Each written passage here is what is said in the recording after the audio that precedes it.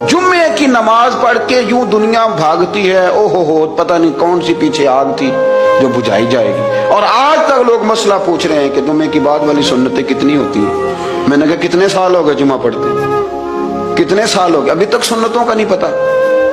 अभी तक ने इल्म के पहले कितनी रखते हैं और बाद में कितनी रखते हैं। फजर की सुन्नतें कब पढ़नी चाहिए, सुनो फजर की सुन्नतों के बारे में। मेरे रसूल करीम सैयद आलम सल्लल्लाहु ताला अलैहि वसल्लम से एक सहाबी ने पूछा था, हुजूर मेरी फजर की सुन्नतें रह गईं या रह जाती हैं तो हुक्म क्या है, क्या अंदाज है हुजूर का।